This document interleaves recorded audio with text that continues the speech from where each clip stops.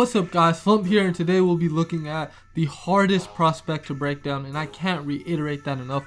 Jonathan Isaac, the 6'10", 19-year-old forward out of Florida State University. Now, Jonathan Isaac has shown me flashes of greatness in his sole season at FSU, but he also showed many inconsistencies in his game.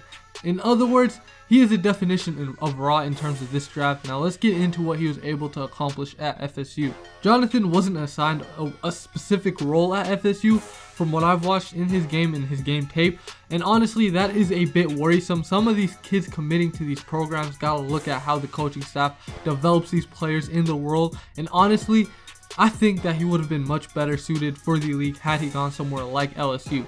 Essentially, he was allowed to play all 5 positions, and as a coach or GM in the league, you'll be looking at it and you'd be like, where would I put him if he gets drafted to the team?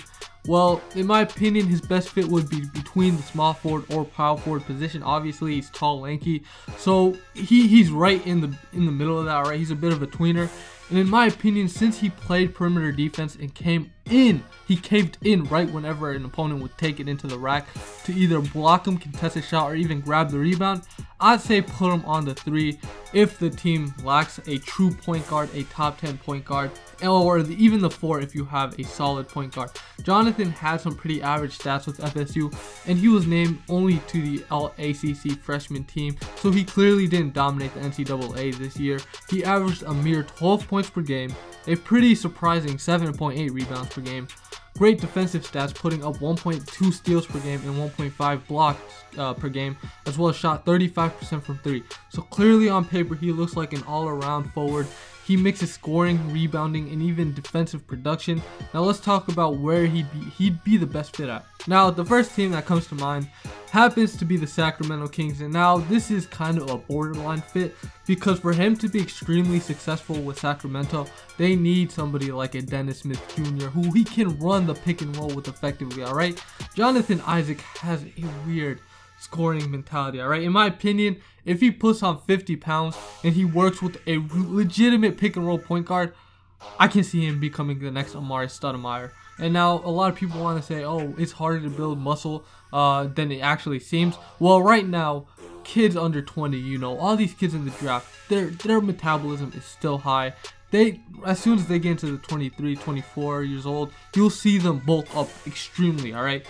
So I'm not worried about it at all. So I'd like to see a Dennis Smith Jr. and Jonathan Isaac pairing in Sacramento. We also have the Detroit Pistons, who are longing an offensive wing, alright? Stanley Johnson is inconsistent. Tobias Harris's defense is lacking. So honestly, this man will be such a huge upgrade. I don't see why they wouldn't take him if he even falls that late. The Minnesota Timberwolves, this is kind of a weird fit for me, alright? I don't know how they'll work him. I trust Tom Thibodeau to develop him well. However, when we're looking at the scheme, they have a lot of athletic guys who haven't came up and completely dominated the league yet, alright? We're talking about Andrew Wiggins, we're talking about Zach LaVine, Karl Anthony Towns, who's a behemoth. Chris Dunn wasn't that productive this season because this man Tom Thibodeau didn't want to trust him. I like him to Minnesota, and also the Dallas Mavericks, alright? Dirk Nowitzki's getting out the door, and since you guys have Harrison Barnes, you guys will probably slot Jonathan Isaac to the 4 position. Now, earlier I said I couldn't find a comparison for this kid.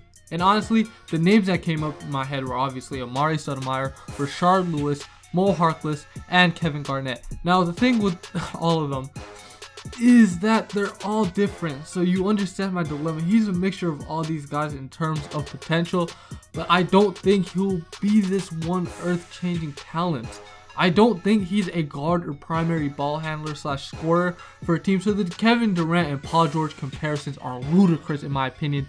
He is someone that's a pick and pop shooter, and he scored most of his buckets off spot up shots. I'll put up the graphic right here. This is his scoring breakdown from last season. It is really crazy, alright? It's insane.